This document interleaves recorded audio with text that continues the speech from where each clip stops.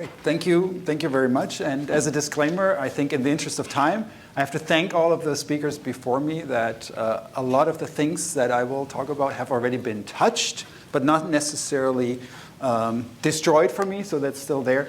But I'm a little disappointed at Carl because I think he stole my record for the largest energy deficit. We'll see that in a second. I do still think that I hold the record for the longest title, which I apologize for. We'll keep it short. I will try to focus again on energy balance.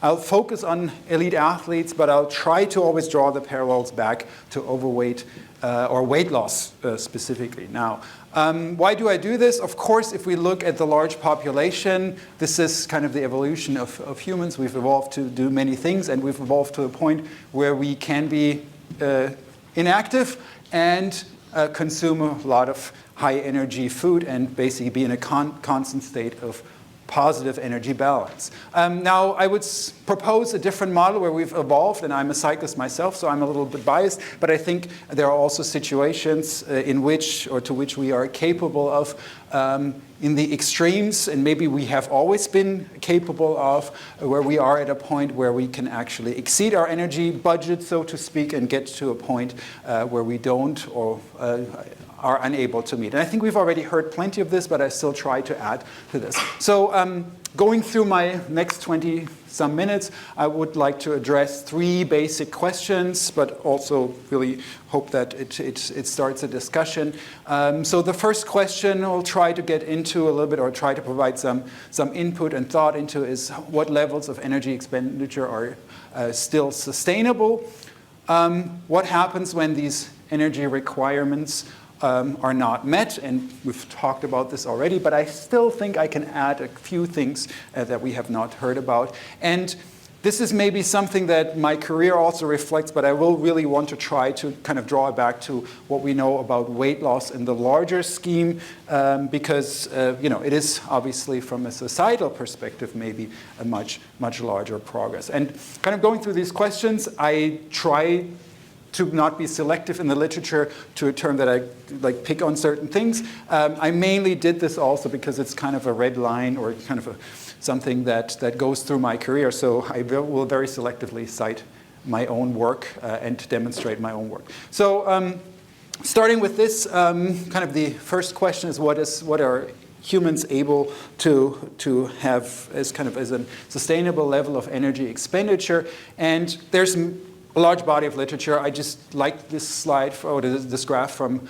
Klaas Westerterp, where he basically compared in the normal population the level of total daily energy expenditure measured by doubly labeled water divided by resting metabolic rate as our physical activity level. And if we look at this, we see a not totally perfect normal curve because we can't go below 1, of course, but we do see somewhat of a normal distribution, which with an average of about 1.6 or 1.7 as a physical activity level. But please keep in mind that even in the normal population, there are some individuals who are active, quite active, and maybe we will, where we focus a lot of exercise and sports today, but of course there are other professions where physical labor still is a part of the energy equation. These values down here in red are just a very, very rough draw on kind of multiplying with a resting metabolic rate of 1,500, which may not be reflective of some of the cases I will talk about later. But just to give you kind of a reference, if you're not as familiar with PALs. Now, if we look at athletes, kind of the constant, or the kind of the cases that we might think not always end up there. So there's some doubly labeled water data from distance runner, for example, that are on the upper end, most definitely, and kind of fall out of the range already. There's some data from swimmers also, definitely elevated energy requirements, but if you look further, we can extend the axis further. Data from rowers, for example, tend to go higher, and I had prepared some slides, but in the interest of time, I took that out, where we did some simulations on rowers in terms of their total energy expenditure during training, and they basically have the advantage of having a large body mass, so large resting metabolic rate already, and then also doing some exercise that involves large muscle groups and almost whole body exercise. So they are definitely at the upper end, but still, in kind of, if you even though those data are older, but cross-country skiers and road cyclists tend to be really at the upper end. And obviously, there's different. We could add extensively to the data, but I think you get the picture. We're somewhere in this range of, around four times the rested metabolic rate, maybe. Now, I want to start also, we've had some case studies already. This is a case study that kind of I want to demonstrate if, this is something that can even be further. Obviously not necessarily sustainable and possibly lead, or maybe it is sustainable, but with specific nutrition strategies. So this was a case study that one of my students did during a ultra-endurance bike marathon, Paris-Brest-Paris. For those who are familiar with French geography, this is basically people bike once west and then back to Paris. This is 1,230 kilometers. And the thing is that they basically bike it within one session. So we had a group of a total of 14 cyclists who completed this. They rode as a group. It's not a race, so I have to be careful. Technically, it's not a race. So they completed this event, these 1,230 kilometers. Over here, we can see it in 54 hours in total. Of these 54 hours, they rested for about 11 hours and biked for 42 hours. So I think if we add this up, we're very close to the energy or the time spent exercising during those 5 days in the Östersund study, but on a much compressed condensed time frame. So 42 hours. On average, the work they were doing was not extremely intensive. They were on average at about 44% of their VO2 max and 135 watts for these extremely or well-trained cyclists. Maybe not extremely intense, but the sheer duration of this event, of course, makes it unique. We did track both what they were eating and also what they're expending. They were all equipped with power meters, so that gave us a fairly good idea of their energy expenditure. And their energy intake is basically, that was easy to measure because we had 4 cars with them and basically had all their food packed, and basically we were able to see what goes in and what goes out, and they did not leave much on the road, so to say. So within these 2.5 days, roughly, energy expenditure was 25,000 kilocalories. So divide that by 2.5, and we're talking about 10,000 calories a day. And then energy intake on average was almost there. They managed to eat about 20,000 calories on average, resulting in a deficit of 5,500 kcal. So this is one day of the Östersund study. However, what I find interesting, and Mark has shown a lot of waterfall plots already, there was a huge difference in how individuals cope with this, basically the same exercise stimulus. We had here 2 cases that actually managed to eat more than they expended, even though they were biking for 42 hours almost straight. And then we had others who were in a deficit of 12 or 13,000 kcals over the same time period, and they were riding together in a group.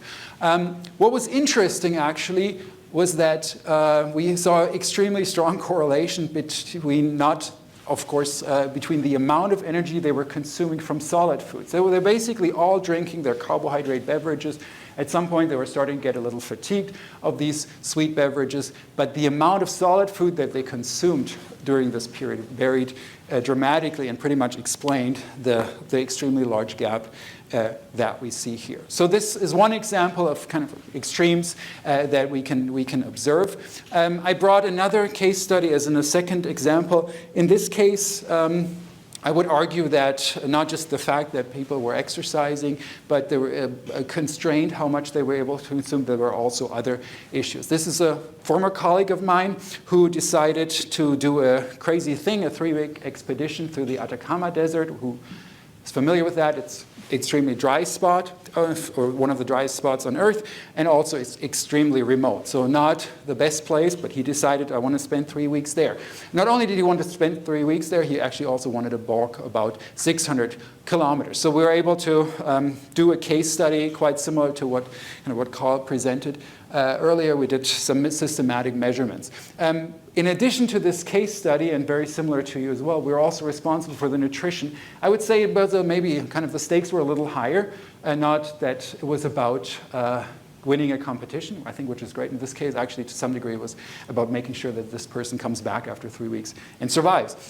So we packed, and again, the benefits of this design was that we knew exactly what was going in, and he did not eat everything that he took with, but he almost did, so we did account for that. But again, I want to draw your attention to the absolute values down here. So we, of course, made sure that we packed extremely energy-dense food. This is the food that he took, and this is the food that he had to carry on his backpack. So in total, he carried total weight about almost 12 kilograms of food that he took with him, which you may ask, why did you not give him more?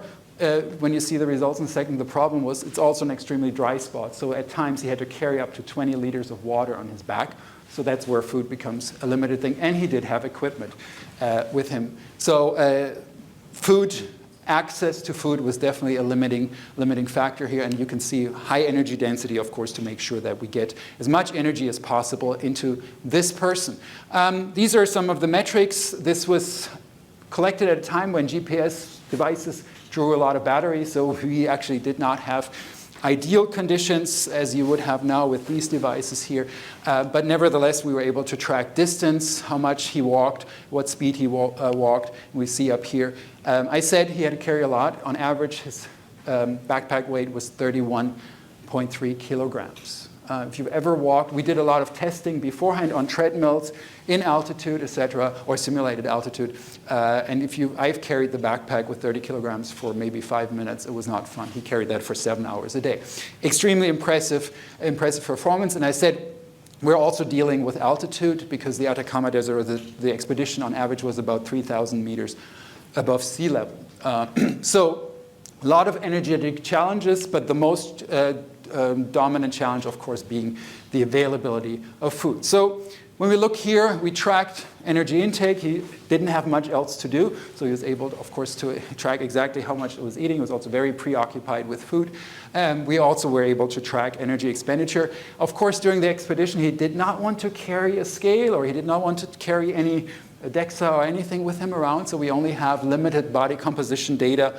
We did some measurements before and immediately after, and then once you returned to the lab. But if we look here, we have on average an energy intake still of 1,700 kilocalories per day. But, of course, average energy expenditure during this expedition was way larger, 4,800 calories. So a deficit of about 3,000 calories a day. Again, not getting to your values. And also, we're slowly missing the maximum value. So he lost about 10.5 kilograms in those 21 days. We didn't have body comp data immediately after the expedition, but once he returned to the lab, he was at 4.5% body fat. So if we convert this, we have, of course, the energy equivalent of the lost weight was pretty much, around 6,700 kcal. So exactly what we would expect from the literature. Now, these are extreme values, of course, and I could go on, but I don't think that's the point. I think in most cases we deal with a lot smaller energy deficits, but I think I want to make the case that these energy deficits are everywhere. I think we've heard a lot about this today already, but they also have not only the implications of making weight for an event, but they may also have implications for performance. So we did this. This was one of kind of a pre-COVID project, at least when we started. We looked at seasonal variation in body composition, and obviously body composition being an output or a result of energy balance in triathletes. These are master level triathletes, so in the age group around 40 years of age, that competed in either Ironman or half Ironman distance triathlons. And we tracked them over a competitive season, so we have data from their off-season, around Christmas, usually then the early preparation phase in the spring, and then we have data right around their peak competition, usually in August to October. And then in most athletes, we're able to also collect data the next off-season. And we see, of course, kind of a weight cycling pattern, of course not in the extremes that Carl presented, but in much smaller ranges. But nevertheless, they lose about 2.5% body weight from off to competitive season, and then regain this weight again in the next off-season. And if we did this again in the second and third season, we would see exactly the same pattern. Now, Most of them manage to lose very little fat-free mass. So predominantly we see changes in fat mass up to, on average, 11% of their fat mass, not 11% in their body fat percentage. But you also see that there's much greater variation. And this variation actually kind of prompted us to go a little further. We did a lot of correlation analysis with performance parameters, which are also measured. And interestingly, when we look at triathletes, of course, we looked at running and cycling performance. When we look at cycling performance, we see that changes in body weight and specifically changes in fat mass, but not fat-free mass, were significantly correlated with improved measures of power, both at the anaerobic threshold, as well as VO2 max. So not surprisingly, people who managed to lose more weight became faster in cycling. In running, it was slightly different. So again, we see a positive association with body weight and speed at the threshold, as well as, I'm sorry, this should be VO2 at the threshold, not VO2 max. But in this case, we actually saw also significant associations or correlations with change in fat-free mass, indicating that in this case, actually, added weight actually has a negative effect, or the loss of added weight has a positive effect on performance. So there are these true performance implications. Now, of course, you could argue, well, they've also been training, but the training regimen actually was fairly similar. Unfortunately, this time we weren't able to collect dietary information, which we will do in the future. But again, body energy balance and changes in body composition, I think a very clear case to be made that those are product of energy balance. So athletes specifically using energy deficit over prolonged periods of time to not only change their body composition, but also impact their performance. Now, again, I've been set up kind of brilliantly by the previous speaker, so I don't have to educate you again on kind of the difference between energy balance and energy expenditure. But basically, energy balance is something, Mark explained that it's something that's constantly in flux, but it's also something that tends to return to equilibrium. So in this case, we can consider energy balance more as a system output. And these are some data that were actually collected in a metabolic unit. And if you put people into an energy deficit while exercising, the energy balance that initially starts out at a greater negative value slightly creeps up. And of course, we don't really have the data to extend this here, but we tend to make the assumption that at some point we will return to energy balance. Again, the concept kind of represents that. So in this case, energy balance is maybe not ideal because we don't necessarily want to look at an output. We want to look more at an input. Now, first, coming back to kind of what makes this, and this has already, again, been in the topic of several presentations, so I'll touch on this slightly briefly, but I think I can add something, is the reduction in resting metabolic rate that occurs in response to an energy deficit. And again, this is something we measure very frequently, and we do see. There is, and I'll get to kind of observational data in a second, but when you really look at the literature, this is a study in which I analyzed RMR data in response to a 3-month exercise intervention with an additional dietary component. People were kept in energy, or women were kept in energy balance, and actually their RMR increased significantly. When they were kept in a moderate energy deficit, their RMR went down by about 6%. In the severe energy group, we had problems with responders and not responders, or people who were not compliant. But if we just look at people that also had other characteristics of being in energy deficit, RMR went down by 13%. Again, when adjusting for body composition, and this is an important piece. And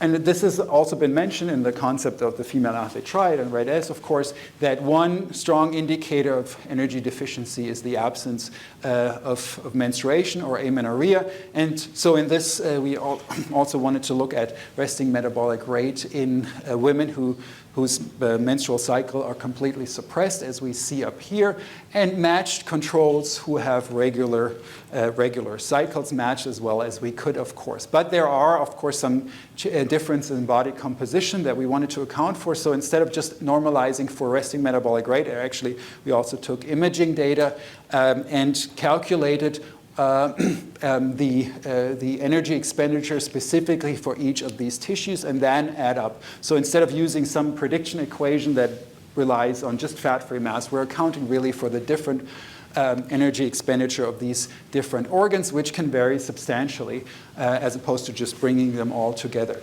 And the nice thing was that in conclusion, we were able to still demonstrate that even if we account for all of these differences in not just body composition, in body fat percentage or fat-free mass, but even in those different organs, we still see a significant difference in resting metabolic rate of about 10%, 9% between women who are amenorrheic and women who have regular ovulatory cycles, which coincides very well with literature data that we really only have estimates of the energy cost of reproduction and in the specifically case of menstruation in women, but this is about the fluctuation in RMR across the menstrual cycle. So this makes sense. About, on average, equivalent to about 100 kcals on difference. So Mark has also already introduced the Minnesota starvation study, so I can briefly in that. Not only did we see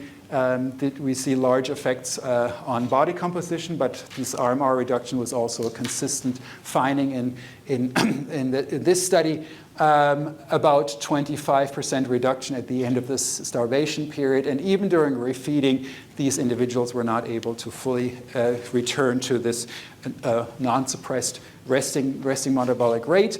And also, TV show The Biggest Loser, colleagues Kevin Hall and his group, they measured resting metabolic rate, and they found not only after the intervention, but even 6 years after the show, the resting metabolic rate was still substantially suppressed by, almost 700 to 800 kilocalories on average per day. Huge fluctuation, of course, because this was not a controlled experiment, but this was more of a TV show. But of course, they also lost massive amounts of weight, but regained much of that weight at this time point, but their RMR was still reduced. So I do think there's a very strong connection between, similarities between what we see in athletes, maybe on a smaller scale, and these extreme weight loss models. Now, we also, again, because we're really interested in kind of what of the RMR reduction is explained by the tissue losses versus what is explained really by this idea of adaptive thermogenesis or metabolic adaptations. We also reanalyzed calorie data. Again, for those who are not familiar with calorie, this was actually a caloric restriction, 25% in normal to overweight individuals, but to BMI of 27.5 at maximum. After 1 year, and we really only interested, the study went 2 years, but after 1 year, or really after 6 months, the largest weight loss occurred. After 12 months, they almost got to an equilibrium, and then after 2 years, they were basically all there. But for various reasons, we're really only interested in the first 12 months. You see that they lost about, on average about 8 kilograms, most of them being adipose tissue and very little skeletal muscle. And we did the same analysis. Again, we looked at the different tissue contribution. And you see that in gray, you see here, this is the contribution of the loss of tissue, which is fairly constant across the intervention, but we do see extreme variations in this adaptive thermogenesis, so the unexplained portion of the RMR reduction, which varies dramatically between individuals, which is highly correlated then also with the actual observed weight loss.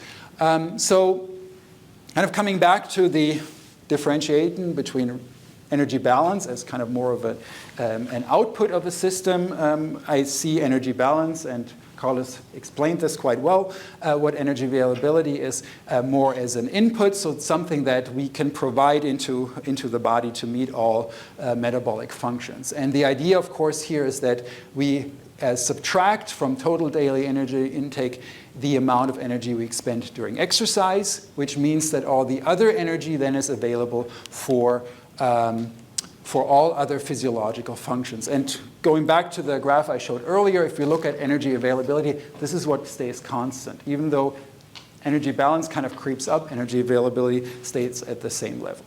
And also, this energy that's available to other physiological functions, going back to the literature, what other functions are there? Of course, if we kind of look more in all biological systems, energy expenditure during exercise equates to locomotion, but what are the other cellular or physiological mechanisms that really require energy? We have reproduction, we have growth, we have cellular maintenance, and thermoregulation. I'll touch briefly on some of those. So reproduction, thanks to Eimear, have already been touched quite well. We've talked about the female athlete triad, primarily, which really characterizes the relationship between energy availability and menstrual disturbances, and also now more recently also something in males. And coming back to the data that I presented earlier on our cyclists, and I have to do a conversion because I think we have different units, but Carl presented extremely low levels of testosterone. Right after they were done with this challenging bike ride, we took blood samples, and even 12 hours after. And they were all in a basically castrate level at that time point, and most of them even after those 12 hours of very intensive refeeding already. But again, of course, there's many other data showing very much the same thing, that even though the male reproductive system may be more robust, it is also impacted by energy availability. One thing that I don't think has been talked much about, but I think it's also quite interesting in the context of energy compartmentalization or a distribution of the available energy, is another component of growth. Now, from the anorexia nervosa literature, we know that growth is something that's impacted by the lack of energy or energy deficit, whatever you want to call it. We again see the association with menstrual function, interestingly, but basically as weight drops, height stagnates, but then also recovers. And about 15 to 20 years ago, there was a big discussion about gymnasts, whether actually gymnastics with the focus on weight and possibly low energy availability actually has an impact on growth, and whether stunting is an issue in this.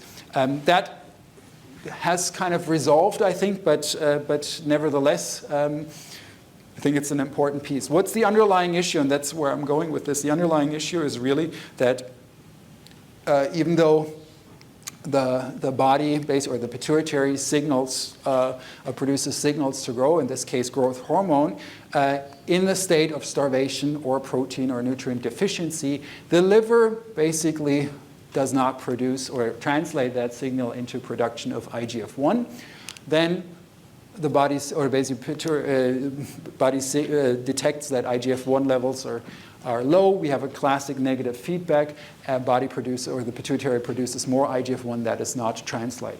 Just setting this up for the next slide, because we really wanted to see, okay, well, if this has been described and we know that there's an association, we wanted to see, in the context of exercise, growth hormone and IGF-1 play an important role as well, because there's some form of exercise that may result in the release of growth hormone. So we tested this, or my former PhD student, Chase Murphy tested this. We wanted to see what happens when you're in this state of energy deficiency and you conduct an exercise that we know stimulates growth hormone and IGF-1. So what we did is we exposed people to either controlled or energy balance or a low energy availability for 2 days, very short intervention, which was nice for our participants. Then we had them do a bout of resistance exercise, squats very specifically, and then we drew blood samples over the course of the next 24 hours to characterize the growth hormone IGF-1 response. And even after 2 days of this energy deficiency, we see that growth hormone peaks are about 2.5 times as high. So we have this hepatic growth hormone resistance induced already after these 2 days compared to the control condition, and same is true for the area under the curve for growth hormone. And again, that signal does not translate into increased IGF-1, but actually IGF-1 is suppressed. Again, if you look at the area under the curve, it's quite quite striking. So 2 days of this energy deficit have an acute effect on the response to a single bout of exercise already, which I think has some implications. So knowing the implications, you do when you have an acute experiment, next step you do is you do a prolonged experiment. Well, this was pre-COVID, so we couldn't do a prolonged experiment, but what everybody else did during that time is we went to the literature and did systematic reviews and meta-analyses. There are many out there, but I think this actually really had, we know that it had an impact, at least in the weightlifting community. So we went through a lot of literature to come up at the end with 7 studies, and these 7 studies showed quite well when we look at weight resistance training, once in a condition of an energy deficit and once in a condition of energy balance, we have a significant reduction in gains in lean mass when we're in an energy deficit. Not surprising, but still, I think, very much supportive of what we had tested or shown in the acute response. Now, we had the data, but we also really wanted to see, and kind of speaks to the allocation of, and maybe something that Jose mentioned earlier, what is preserved and what is not preserved. We also looked at strength, and for strength, at least in these 7 studies, we did not see a significant difference between the 2 interventions. But again, because we only had 7 studies, we're not extremely satisfied, so we did more. We very carefully consulted with multiple statisticians, and we ended up matching studies. So we took studies that were very similar in design and participants, etc., and we looked at studies that only did resistance training during an energy deficit and matched them with studies that did resistance training with energy balance. And here you see the effect sizes for gains in lean mass, and you see that in almost all studies that had an energy deficit, the effect size is negative, which means that they're losing lean mass even though they're doing resistance training. Whereas in all the studies that were in energy balance, effect size positive, of course, they're gaining lean mass.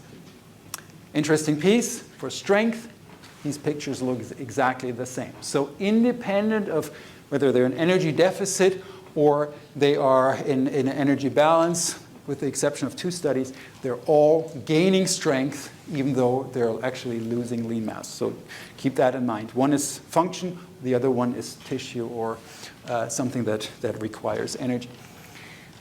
I think this has also been alluded to, as well. I'll keep this short. Thyroid metabolism is of course, or thyroid hormones are involved in many processes, cellular processes, but also in thermoregulation directly, means of core temperature, but also in thermogenesis in brown adipose tissue, as well as inducible white adipose or beige tissue, and it's also directly involved in lipolysis. So it's not surprising that we see effects of energy deficiency on thyroid hormones, and again, this has already been mentioned, so I'll keep this brief. In the study I mentioned earlier, we do see significant reductions in T3 as the main active hormone in the both energy deficit groups and also a dose response.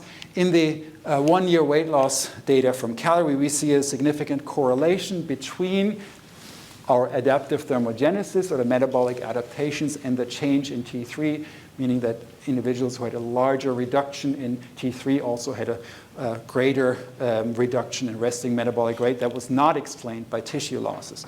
And then also in our female athletes with menstrual disturbance, we see a very strong correlation between our index of metabolic adaptations and T3. So a very strong case for this.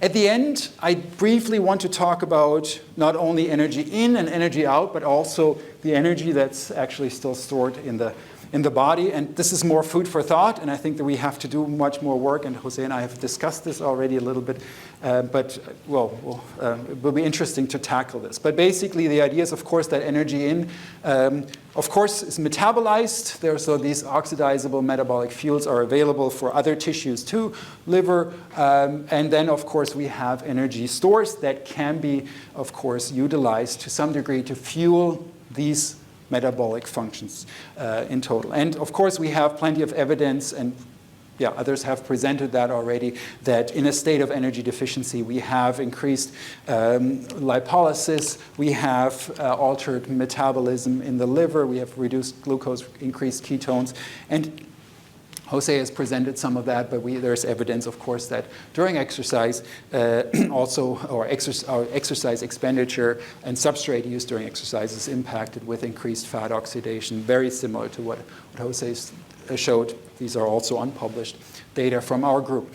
But of course, we also have to consider two things when we're talking about athletic communities and classic weight loss, especially when we incorporate exercise. We know that exercise shifts the composition of weight loss. So if we just do caloric restriction, on average, about 25% of the weight loss are fat-free mass, 75% are fat loss, and if we add exercise, this component is reduced. And in some cases, actually, there are some studies that show that it is maybe even possible to some degree with high-protein diets and exercise to gain lean mass. So we're shifting this of course, and that's where it might be difficult to compare classic weight loss and athlete studies. And the other thing that I would like to mention, of course, the classic Forbes curves, where we know that, of course, the amount of adiposity to some degree also drives how much fat mass versus fat-free mass is lost. And then, of course, leaner individuals, and I would assume that most athletes are on that leaner spectrum, maybe even to some extreme ends, of course, in this case at least are more likely to reduce or lose more fat-free mass as part of their weight loss. So there's, of course, kind of these two sides of the camp. We don't really have a definite answer, but I think it's very much clear that this may be an aspect that we have to account for more, how much energy then kind of is available out of endogenous sources and how large are these sources really. So in summary, again, kind of keep it brief, but I hope I was able to convince you that elite athletes, especially on endurance side, are operating at, in some cases, even above the limits of energy balance, which then, of course, not sustainable. That periods of energy deficiency and subsequent weight loss, even that may not be initially intended, may occur in certain athletes, more likely, of course, that these adaptive reductions in energy expenditure and specifically resting metabolic rate is something that we see similarly between athletes and classic weight loss interventions. However, from the athletic populations, we have actually more insight into what's really driving these metabolic adaptations. I think there actually needs to be more research done on the weight loss side, is what drives these reductions. But we know that reproduction, growth and adaptation, and most likely also thermogenesis are the driving force for these. So with this, I would like to thank you all for your attention, acknowledgements, especially want to thank Jose for inviting me, letting me speak, but also for visiting me in July when we also were able to hike a little bit. So this little person here is Jose. We're hiking in the Alps. Of course, I have to thank my lab group who do all this work, specifically Chase Murphy and Alex Martin, who did many of these analyses and studies, and then, of course, also my funders. Thank you.